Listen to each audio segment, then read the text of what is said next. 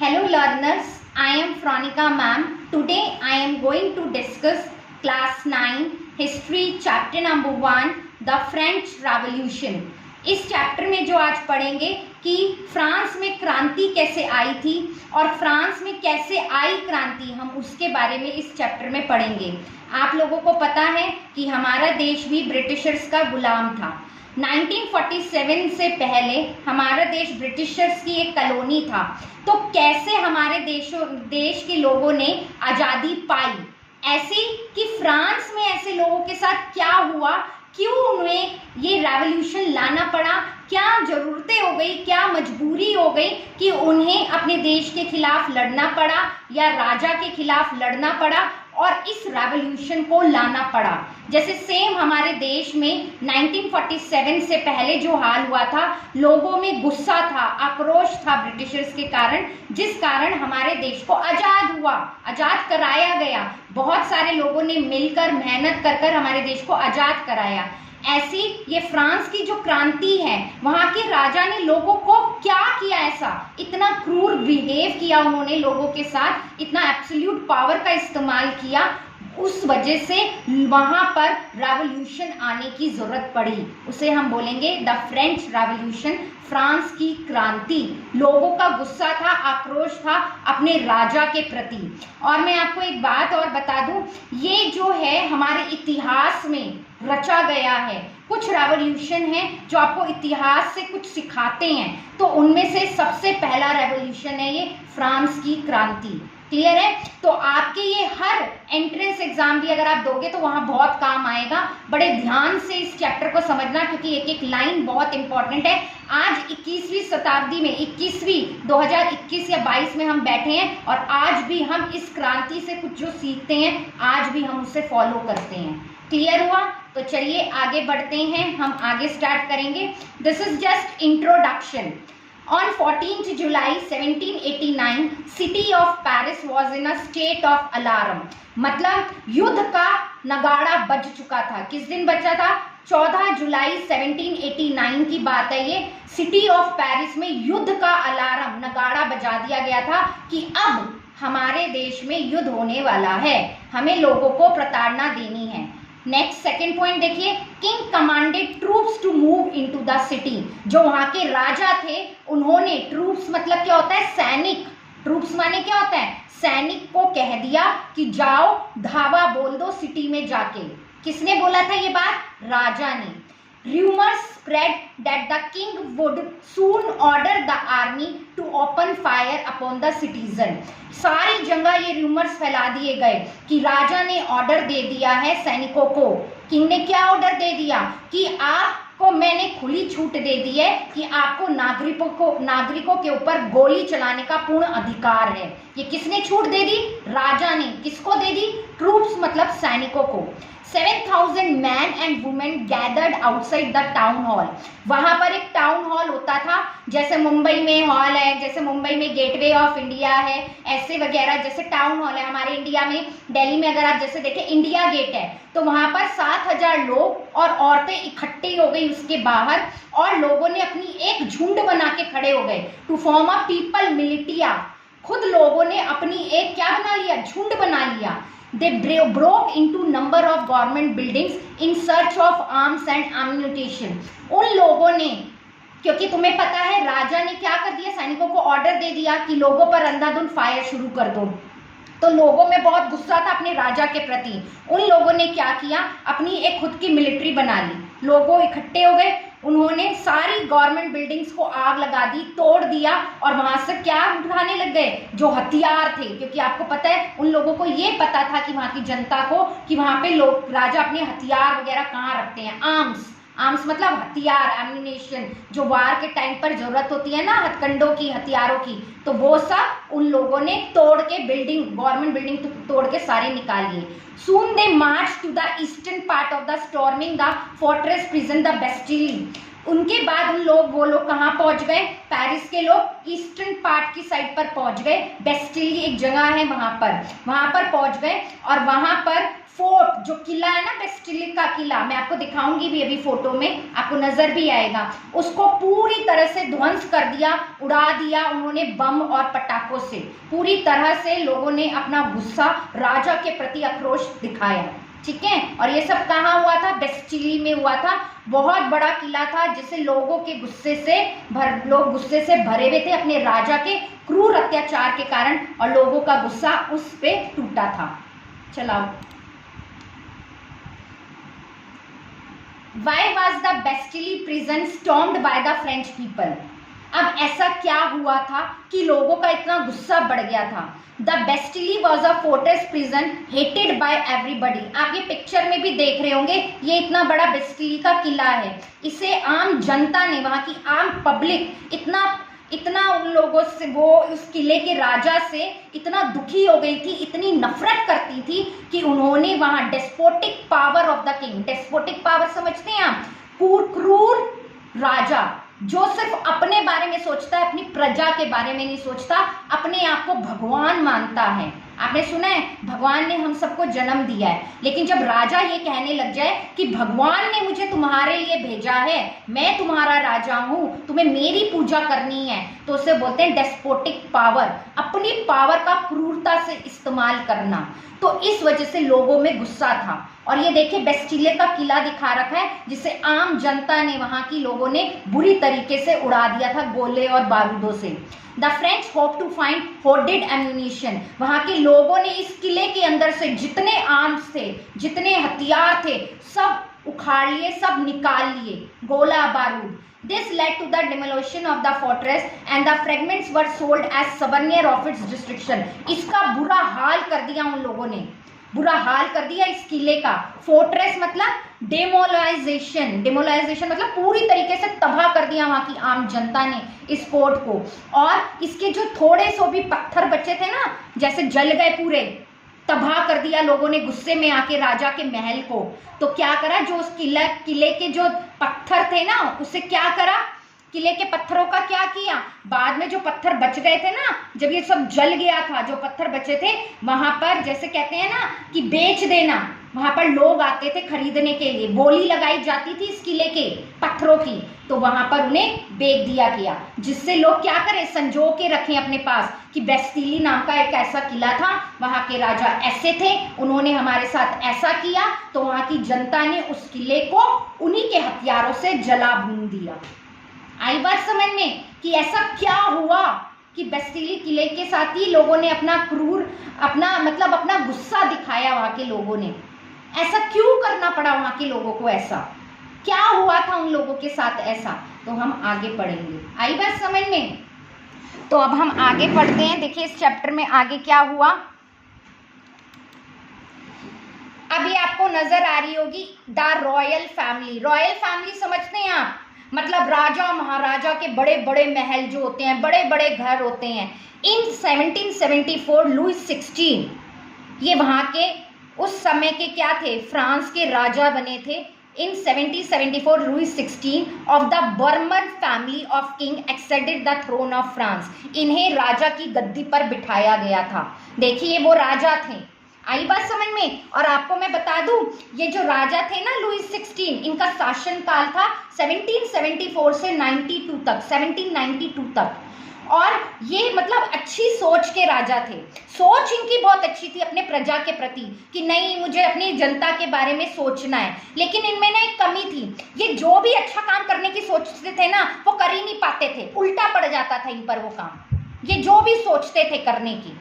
आई बात समझ में? ये अपनी जनता के लिए वो कर ही नहीं पाते थे। और इनमें सबसे बड़ी कमी एक ये थी, ये अपने महल में ही रहते थे 24 घंटे। इन्हें जनता से ना फेस टू फेस मिलना ज़्यादा पसंद नहीं था, लोगों से डायरेक्ट इंटरेक्शन करना इन्हें पसंद नहीं था।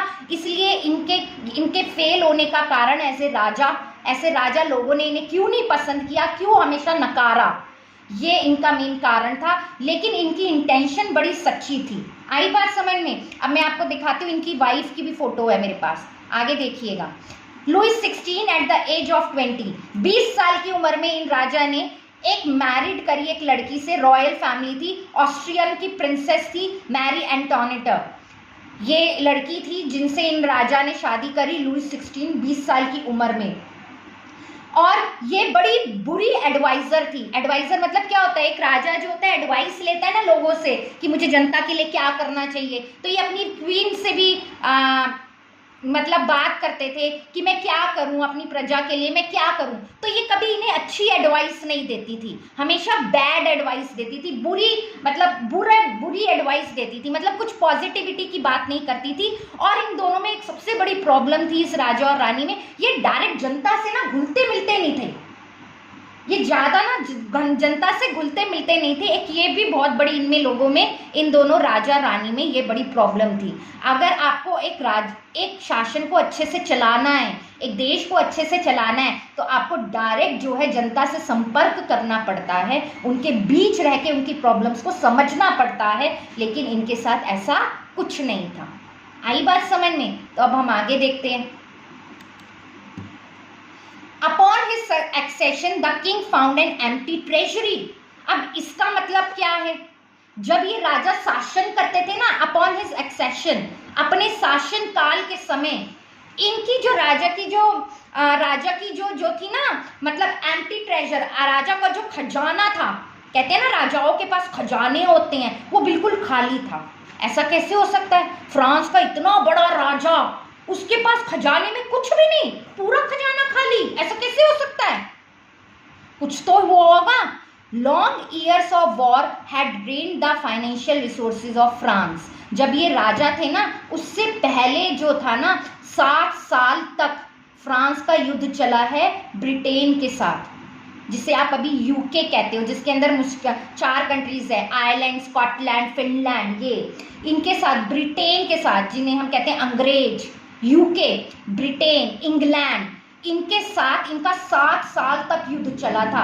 और आपको पता है जब 60 साल का युद्ध चलेगा तो कितना पैसा खर्च होगा, कितना पैसा खर्च होगा सैनिकों पे, हथियारों पे, टैंकों पे, गनों में, कितना पैसा खर्च होगा। इस वजह से फ्रांस का जो वेल्थ था वो पूरा खाली हो गया था, खजाना। Cost of maintaining extravagant court at the immense palace of Versailles. आपको पता है ये राजा रानी एक वर्सलाय के पैलेस में रहते थे। आज के टाइम में भी आपको ऐसा पैलेस देखने को नहीं मिलेगा। Totally made up of mirror. आप देखोगे ना हिल जाओगे। आपकी एनसीईआरटी की बुक में भी दे रखा है जिस पैलेस में ये रहते थे। ये पेरिस से थोड़ी दूरी पर था पैलेस। इन लोगों ने जानबूझकर उसे वहां बनाया था। इतना बड़ा पैलेस था, शीशे का बना हुआ, और आप मान नहीं सकते उसके सामने इतना बड़ा गार्डन था। जनता तो उधर भटक भी नहीं सकती थी, आम पब्लिक वहां पे। इतने आलीशान महल में रहते थे। अगर आप आलीशान महल में रहते हो तो उसका खर्चा भी तो उठाना पड़ेगा, तो वो खर्चा कहाँ से जाएगा? इसी कारण राजा के खजाने खाली होने लग गए थे। France had 13 American colonies to gain independence from common enemy Britain. अब देखिए फ्रांस में वैसे ही गुस्सा था। क्यों था? यूके के प्रति। यूके के साथ उसने 7 साल तक युद्ध किया और वो हार गया। 7 साल तक लगातार युद्ध करा है फ्रांस ने यूके के साथ, लेकिन एक बार भी जीत हासिल नहीं करी फ्रांस ने। अब उसका गुस्से का बदला वो कैसे लेता? इसी कारण उसने अमेरिका की मदद करी। अमेरिका की 13 जो स्टेट्स थे, आप मान लीजिए राज्य मान लीजिए, वहाँ के छोटी छोटी कंट्रीज मान लीजिए अमेरिका की, उनकी उसने मदद करी थी कि मैं तुम्हें जितना पैसा चाहिए, जितने हथियार चाहिए, जितने आर्मी चाहिए, मैं तुम्हारी मदद करूंगा तुम्हें यूके से आज़ाद कराने में। अब वो सारा पैसा जो है, जब उसने अमेरिका की मदद करी होगी तो फ्री में ही तो मदद करी होगी, अपना ही तो खजाना दिया है अमेरिका को, अपने ही तो लोग दिए हैं, तो खजाना तो खाली होना ही था ना राजा का। फ्री में तुम ब्रिटेन की किस लिए करा? सिर्फ उसने अपने आप को दिखाने के लिए कि फ्रांस किसी से कम नहीं है। अमेरिका जीत जाए और ये भी नाम हो जाए कि उसकी मदद किसने करी अमेरिका को जीतने में? फ्रांस ने करी। आई बात समझ में? एक तरह से ब्रिटेन से अपना बदला लेना चाहता था फ्रांस। आई बात समझ में? Lender began to charge 10% interest on credit given to the state. अब ये जो राजा और महाराजा थे, इनके बड़े बड़े खर्चे थे, वर्सलाय जैसे ये पैलेसों में रहते थे। अब इधर के राजा ने लोन पर पैसा ले रखा था अब आप किसी से लोन पर पैसा लोगे तो इंटरेस्ट भी तो देना पड़ेगा। जितना इसने उधारी पर पैसा लिया था, जितना भी ये पैसा लेता था ना उधारी पर, उस पे इंटरेस्ट भी लगा दिया लेंडर्स ने 10%। तो अब राजा का खजाना खाली तो कैसे नहीं होगा। देखो उसने क्या क्या किया, युद्ध में पैसा लगाया, अमेरिकन कॉलोनीज की मदद करी, अपने पैलेस को आलीशान बनाने में खर्चा किया, ठीक है। This force the state to increase the taxes, और इसका भरपाई किसे करनी पड़ी, आखिरकार जनता को करनी पड़ी। उसने क्या किया एट लास्ट, अब वो उसकी भरपाई कैसे करे, उसका खजाना तो खाली है राजा का, अब उसकी भरपाई कैसे करेगा, आप बता सकते हो उसकी भरपाई कैसे करेगा। उसने क्या करा, लोगों पर टैक्स को बढ़ा दिया। अब आप आगे देखिएगा कि उसने टैक्स किन किन लोगों पर बढ़ाया, सब लोगों पर नहीं बढ़ाया उसने टैक्स, आम पब्लिक पर उसने टैक्स बढ़ाया। इस वजह से लोगों में अपने राजा के प्रति गुस्सा था। आई बात समझ में, क्यों फ्रांस में क्रांति आई, क्यों लोगों का गुस्सा भड़का। ऐसे ही नहीं भड़का लोगों का गुस्सा, जब आपके राजा अच्छे होंगे, आपकी भलाई के बारे में सोचेंगे, तो जनता भी आपकी मदद करेगी ना। जब राजा ही अपने आप को भगवान कहने लग जाएंगे और जनता को वो पागल कहने लग जाएंगे, तो ऐसा तो देश नहीं चलेगा ना। क्या कारण था, और वो खुद टैक्स नहीं भरते थे, जनता से टैक्स भरवाते थे, जनता का टैक्स भरते थे, जनता से टैक्स लेते थे। आई बात समझ में। अब देखिए आगे क्या हुआ। Division of French society during the 18th century. अब ये ना 3 तरीके की स्टेट्स हैं, मतलब 3 तरह के ना पड़ाव हैं। पड़ाव इन द सेंस फ्रांस में ना 3 कैटेगरी में लोगों को बांधा गया है। फॉर एग्जाम्पल फर्स्ट जो थे क्लर्जी। अब क्लर्जी कौन होते हैं, जो चर्च में काम करने वाले लोग, फॉर एग्जाम्पल फादर वगैरह नहीं होते चर्च में। आई बात समझ में। सबसे अमीर लोग थे ये क्लर्जी लोग। सेकंड नंबर पे कौन थे, अमीरों की रैंकिंग है ये, देखना लोग कहाँ कहाँ पे थे। नंबर 1 में सबसे ज्यादा अमीर कौन थे, क्लर्जी। क्लर्जी कौन होते हैं, जो चर्च में फादर वगैरह नहीं होते। आई बात समझ में, वो लोग थे। इनकी कितनी पॉपुलेशन थी पूरे फ्रांस में, मैं आपको बताऊं, पूरी 1 लाख के करीब ये लोग थे। फ्रांस की जितनी टोटल पॉपुलेशन थी ना, फ्रांस की टोटल पॉपुलेशन मैं आपको बता देती हूँ कितनी थी, 2.7 करोड़ के अराउंड थी इस समय। 2.7 करोड़ के अराउंड इस समय फ्रांस की पॉपुलेशन थी, और उसमें से 1 लाख पॉपुलेशन क्लर्जी की थी। और इनके पास जमीन का कितना हिस्सा था, फ्रांस की जमीन का कितना हिस्सा था, 10% हिस्सा इन लोगों के पास था फ्रांस की जमीन का।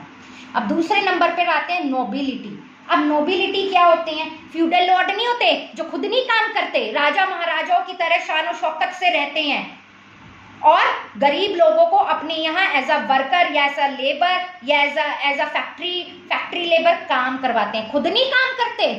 फ्यूडल लॉर्ड वो उनके क्या होते हैं, राजा होते हैं, और लेबर उनकी क्या होती है, प्रजा होती है। एग्जाम्पल देके मैं बता रही हूँ आपको, वो लोग अपने आप को भगवान मानते हैं। जन्मजात, अगर कोई बच्चा वहाँ पैदा होता है ना नोबिलिटी के अंदर, तो उसे कुछ करने की जरूरत नहीं है, वो तो भाई राजा है, महाराजा है, उन्हें कोई ना काम करना होता है, वो तो लेबर लोग से काम करवाते हैं। आई बात समझ में। तो इनकी कितनी % पॉपुलेशन थी फ्रांस में, अगर आप देखेंगे 6 लाख के करीब ये लोग थे। आई बात समझ में। और इनके पास खुद की कितनी जमीनें थी, जैसे मैंने बताया क्लर्जी के पास फ्रांस की 10% लैंड थी, ऐसी नोबिलिटी के पास 25% की लैंड थी। आई बात समझ में फ्रांस की। अब थर्ड स्टेट, जितना भी फ्रांस में टैक्स लगता था, राजा जो भी टैक्स लगाता था ना, वो थर्ड स्टेट के लोगों में लगाता था। इन्हें सबसे गरीब वर्ग कहा जाता था। पूरे फ्रांस में सबसे गरीब वर्ग में रहने वाले लोग किस में रहते थे, थर्ड स्टेट में। उसमें कौन कौन आते थे, बिग बिजनेसमैन आते थे, कोर्ट ऑफिशियल जो गवर्नमेंट एम्प्लॉय थे, लॉयर थे, एडमिनिस्ट्रेटिव ऑफिस मतलब क्लर्क की पोस्ट पे, और कौन कौन आते थे, स्मॉल फार्मर्स आते थे, आर्टिशन कौन होते हैं, कारीगर, लकड़ी का काम करने वाले, कारपेंटर, आर्टिशंस, और कौन कौन आते थे, बहुत छोटे छोटे किसान, लेबर, फैक्ट्री वर्कर्स, ट्रेडर्स जो एक जगह से दूसरी जगह जाके अपना सामान बेचते हैं, सर्वेंट्स, इन नोबिलिटी क्लर्जी के घरों में जो लोग काम करते थे, सर्वेंट्स, तो ये सब इसके अंदर आते थे थर्ड एस्टेट में, और ये फ्रांस की 95% पॉपुलेशन थी। तो अब आप इससे अंदाजा लगा सकते हो कि टैक्स सबसे ज़्यादा कहाँ से आता था, और फर्स्ट और सेकंड एस्टेट पे कोई टैक्स नहीं था।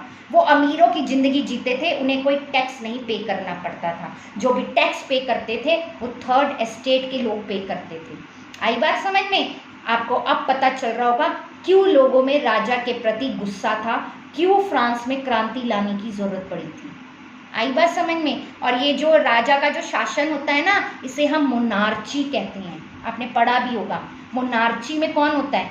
किंग या क्वीन, उस राजा या रानी वो शासन करते हैं। आई बात समझ में? और यहाँ पर कौन शासन करता था? राजा। और जब टाइम का राजा कौन था? लुई 16। आई बात समझ में? अब हम आगे देखते हैं, ठीक है। Old regime, society and institution of France before 1789। अब कैसे वहाँ का माहौल था, कैसी सोसाइटी थी 1789 से पहले, जो मैंने आपको बताया यही बताया गया। The system of estate was part of the feudal system that dated back to the middle ages. Feudal system जैसा होता था कि मतलब एक जमींदार होता था, वो लोगों को अपने यहाँ नीचे मजदूरी पर काम करवाने के लिए रखता था, उसे फ्यूडल सिस्टम कहते हैं। मतलब फ्यूडल लॉर्ड मतलब जमींदार, वो खुद नहीं काम करता था, वो एज अ लेबर अपने नीचे किसी लेबर को हायर करता था और उनसे काम कराता था। Peasant accounted for 90% of the population. जो एज अ लेबर काम करती थी, मैंने आपको बताई थी ना वो कितनी प्रतिशत थी, 95% ऑफ द पॉपुलेशन थी वो फ्रांस की। However, very few owned lands they cultivated. उनके पास खुद की जमीनें ही नहीं होती थी, वो तो लैंडलॉर्ड की जमीन पर काम करते थे। About 60% of the land was owned by the, मैंने अभी आपको बताया 10% क्लर्जी के पास लैंड होती थी, 25% नोबिलिटी के पास लैंड होती थी। टोटल अराउंड कितना भी बता रहे 60%। 60% लैंड जो थी किसके पास थी? नोबल्स के पास थी। मतलब जो जन्मजात अमीर पैदा हुए थे, राजाओं के बच्चे, उनके बच्चों के बच्चे, उन्हें नोबल्स, चर्च के फादर वगैरह, चर्च के लोग, and other richer member of the third state. Clear हुआ? अब आगे देखिए, privileges enjoyed by the first two estate. मतलब उन्हें क्या क्या सुविधाएं अलाउ थी। स्टार्टिंग की दो एस्टेट जो है ना, क्लर्जी और नोबिलिटी, उन्हें क्या क्या फ्रांस में सुविधाएं मिली हुई थी, क्या क्या उन्हें बेनिफिट्स मिले हुए थे। प्रिविलेजेस एंजॉयड बाय बर्थ, मैंने आपको बताया जन्मजात उन्हें ये चीज़ें मिली हुई थी कि हम राजा के बेटे हैं, हम क्लर्जी हैं, हम फादर हैं, हम चर्च कैटेगरी से बिलोंग करते हैं, हमें किसी के यहाँ काम करने की ज़रूरत नहीं है, हमें कोई टैक्स नहीं पे करना। Exemption from paying taxes to the state, उन लोगों को कोई टैक्स नहीं पे करना पड़ता था। नोबल्स इंजॉयड फ्यूडल प्रिविलेजेस, मैंने आपको बताया ना नोबल्स क्या होते थे? फ्यूडल लॉर्ड, वो जमींदारों की तरह काम करते थे, वो खुद काम नहीं करते थे। Like extracting feudal dues from the peasant, वो जितना भी काम करवाते थे, खेती बाड़ी वगैरह, जैसे फैक्ट्री में फ्रेंच रेवोल्यूशन में इंडस्ट्रीज वगैरह भी आई थी, फैक्ट्री वर्कर्स में वो खुद नहीं काम करते थे, वो थर्ड एस्टेट्स के लोगों से एज अ लेबर काम करते थे। इवन अपने घर में एज अ सर्वेंट उन्हें रखते थे, and asking them to render services to the lord like were his house and fields. वो कहते थे हम भगवान हैं फ्रांस के, हम काम नहीं करेंगे, ये थर्ड एस्टेट के लोग करेंगे, ये हमारे गुलाम हैं। आई बात समझ में? सर्व इन द आर्मी, उनसे आर्मी में काम करवाते थे, एंड रोड्स बनवाने में उनसे काम करवाते थे। तो आपने देखा कि कैसे लोगों, थर्ड एस्टेट के लोगों को कितनी प्रताड़ना दी गई थी, कितना उनके साथ बुरा किया गया था। फर्स्ट और सेकेंड एस्टेट के लोगों पर कोई टैक्स नहीं होता था, थर्ड एस्टेट के लोगों पर टैक्स दिया जाता था, वो भी हाई लेवल का टैक्स लगाया जाता था उन पर। तो आप सोच सकते हैं क्यों फ्रांस में क्रांति लाई हुई। आगे देखते हैं, types of taxes in France. अब कितने तरह के टैक्स लगते थे फ्रांस में? दो तरह के टैक्स होते हैं, डायरेक्ट टैक्स और एक इनडायरेक्ट टैक्स। अब तिथि टैक्स क्या होता था? A tax extracted from the peasant by the church. जो चर्च के क्लर्जी नहीं होते थे, फादर वगैरह, वो किसानों से, थर्ड एस्टेट के लोगों से टैक्स लेते थे, उसे तिथि बोलते थे। पेपर में आता है आपके 1-1 मार्कर में। टेली क्या आता था? डायरेक्ट टैक्स पे टू द स्टेट। जो डायरेक्ट टैक्स पे करना होता था, राजा के अकाउंट में जाता था, राजा को देना पड़ता था, और वो टैक्स सिर्फ कौन देते थे? थर्ड एस्टेट के लोग। और इनडायरेक्ट टैक्स भी लगता था। अब इनडायरेक्ट टैक्स क्या होता है मैं आपको बताती हूँ। फॉर एग्जाम्पल मान लीजिए आप एक चिप्स का पैकेट खाए हैं, आप घर में लाए, 5 रुपये का आपने चिप्स का पैकेट खरीदा, कोई सा भी खरीद लीजिए आप, क्रैक्स खरीदा आपने 5 रुपीज़ का। अगर आप उसे ध्यान से देखेंगे ना तो उसमें लिखा होता है इंक्लूसिव ऑफ ऑल टैक्सेस, जहाँ उसके पैसे लिखे होते हैं ना 5 रुपीज़, हाँ कभी आप ध्यान दीजिएगा उसके रैपर में इंक्लूसिव ऑफ ऑल टैक्सेस लिखा होता है वहाँ पर। इसका मतलब क्या होता है? इनडायरेक्ट टैक्स का मतलब क्या होता है? जिस कंपनी ने वो क्रैक्स बनाया है ना वो टैक्स नहीं भरता, आपने उसे खरीदा है, वो आपसे उस टैक्स का पैसा लेता है। आप मेरी बात समझ रहे हैं? टैक्स पे किसे करना चाहिए? जिसने उस क्रैक्स को बनाया है, यानी कि प्रोड्यूसर। लेकिन वो उसका पैसा किससे लेता है? आपसे लेता है, क्योंकि आपने उसे खरीदा है। उसे बोलते हैं हम इनडायरेक्ट टैक्स। आई बात समझ में आप लोगों को? तो उन लोगों पर, थर्ड एस्टेट के लोगों पर इनडायरेक्ट टैक्स तक लगाया जाता था। पता है आप लोगों को क्या इनडायरेक्ट टैक्स? किन किन चीजों पर? There were a number of indirect tax on everyday consumption की चीजों पर भी उन विचारों पर टैक्स लगाया जाता था। Salt and tobacco. अब आप बताइए नमक किस चीज में नहीं डलता? आप कोई भी चीज खा लीजिए उसमें नमक तो जरूर डलेगा ना। नमक तक उन लोगों पर टैक्स लगता था, नमक खाने तक पर। तो आप सोच सकते हैं क्यों ये क्रांति लाई गई होगी। क्लियर हुआ?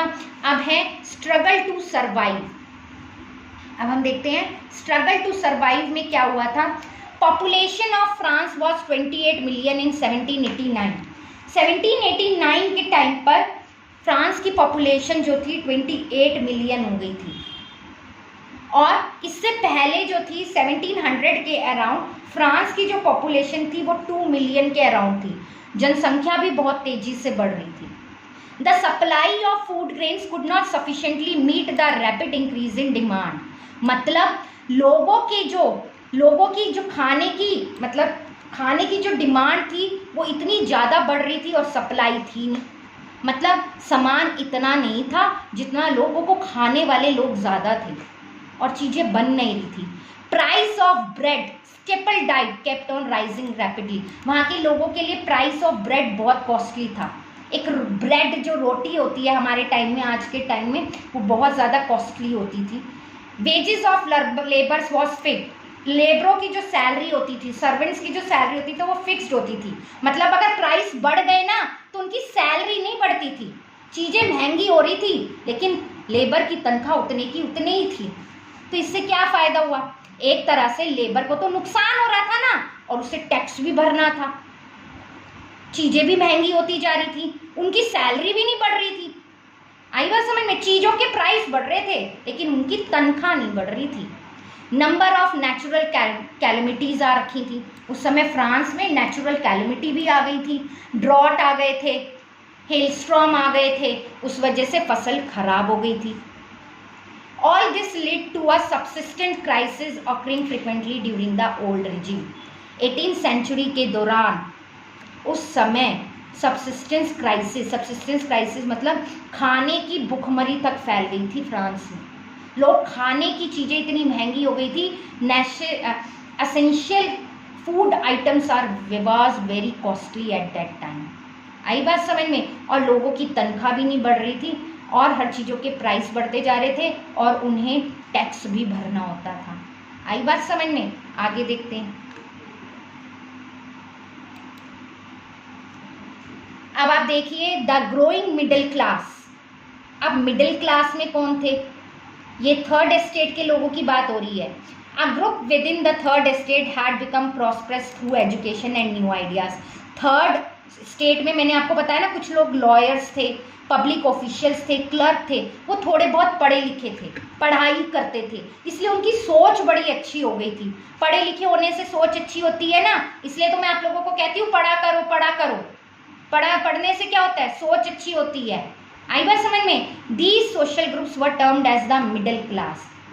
These were merchants, traders, manufacturers, जो छोटी छोटी फैक्ट्रियों में सामान बनाते हैं। प्रोफेशनल सच एस लॉयर्स थे। एडमिनिस्ट्रेशन ऑफिसर, मैंने आपको बताया क्लर्क की पोस्ट पे, अकाउंटेंट की पोस्ट पे। They believe that no group in society should have privilege by birth. ये कहते थे कि हमारे देश में भगवान ने हमें पैदा किया है, किसी राजा ने हमें पैदा नहीं किया, ये कहते थे। तो राजा हमारा भगवान नहीं हो सकता, हमारे भगवान तो एक ही हैं सबके। ये इस पॉलिसी पर बिलीव करते थे कि जन्मजात कोई राजा पैदा नहीं होता, हर इंसान को राजा बनने का अधिकार है, हर इंसान के पास इक्वल पावर होनी चाहिए। आई बात समझ में? राजा का ही शासन नहीं होना चाहिए पूरे देश में। क्लियर हुआ? आगे देखते हैं। अब रोल ऑफ फिलोसफर्स कौन थे इस समय में? थर्ड एस्टेट में जो मैंने आपको बताया लॉयर्स वगैरह जो थे, the ideas of a society based on, वो क्या कहती थी? हमें प्रॉपर फ्रीडम मिले, इक्वल लॉज होने चाहिए हर एक के लिए, चाहे वो नोबल हो, चाहे वो क्लर्जी हो, चाहे वो थर्ड एस्टेट का हो, सबके लिए हर रूल बराबर होना चाहिए। Opportunities for all were put forward bye philosopher. 3 philosophers ने बड़ा अच्छा काम किया है, एक जॉन लॉक ने, एक रुस्को ने और एक मोंटेस्क्यू ने। Their ideas were discussed in saloons and coffee houses में। जो लोग पढ़े लिखे भी नहीं थे ना, वो भी इनकी बातों को सुनते थे। सुनने से भी तो कुछ आता है दिमाग में। ये लोग चीख कर लोगों को बताते थे कि हमारे साथ ऐसा हो रहा है, हमें इसके लिए लड़ना है, हमें अपने अधिकारों के लिए बात करनी पड़ेगी। Spread among people through books and newspaper, किताबों में छापा, न्यूज़पेपर में आर्टिकल्स दिए। Read allowed in group for those who could not read and right, जो लोग पढ़ नहीं सकते थे, लिख नहीं सकते थे, उनके आगे चीख के बताया गया कि अपने अधिकारों के लिए लड़ो, हमें आज़ादी चाहिए, सबके लिए लॉ बराबर होना चाहिए, सबको समानता का अधिकार दिया जाना चाहिए। तो ये सब इन फिलोसफर्स के कारण हुआ था। और ये उस समय लॉयर थे, थर्ड एस्टेट के कोई एडमिनिस्ट्रेटिव ऑफिशियल थे। तो ये 3 फिलोसफर थे जो इस चैप्टर में बहुत ज़्यादा इम्पॉर्टेंट है और आज भी इनकी किताबें आज भी पढ़ी जाती हैं। 2021 में हम लोग भी इनकी किताबों को पढ़ रहे हैं और इनसे कुछ सीख रहे हैं, क्योंकि फ्रीडम होनी चाहिए, इक्वल लॉ होनी चाहिए और हर इंसान को अपॉर्चुनिटीज़ होनी चाहिए, whether you belong to a rich family, middle class और अ पुअर फैमिली। ओके, तो आगे देखते हैं। तो ये देखिए जॉन लॉक, इनकी फोटो भी दिखा रखी है मैंने स्क्रीन पर। इनकी एक बुक थी 2 ट्रीटीज ऑफ गवर्नमेंट। इनका क्या आइडिया था? He criticise the divine and absolute power. ये कहते थे इस प्रथा को खत्म करा जाए, राजा का शासन नहीं होना चाहिए, राजा जनता के लिए होना चाहिए।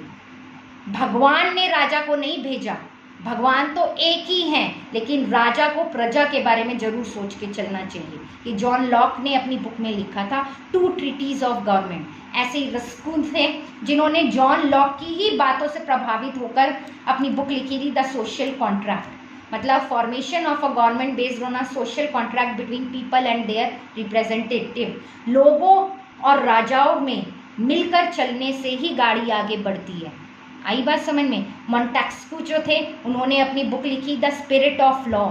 उन्होंने कहा पावर को डिवाइड कर देना चाहिए। आज आपके देश में, भारत में, हम भारत में रहते हैं, इंडिया में रहते हैं, आज भी ये पावर है। देख लीजिए आप, 3 भागों में पावर्स को डिवाइड किया गया है। 3 ऑर्गन हैं आपके अभी भी, लेजिस्लेचर, एग्जीक्यूटिव एंड जुडिशियल, या पॉलिटिकल साइंस में पढ़ेंगे फेडरलिज्म में। 3 अभी भी आपकी कंट्री में। आप सोचिए कब की बात है, 1789 की बात, और आज तक हम इस रूल को फॉलो कर रहे हैं। और सबसे पहले इस रूल को फॉलो करने वाली कौन सी वर्ल्ड की कंट्री थी? अमेरिका।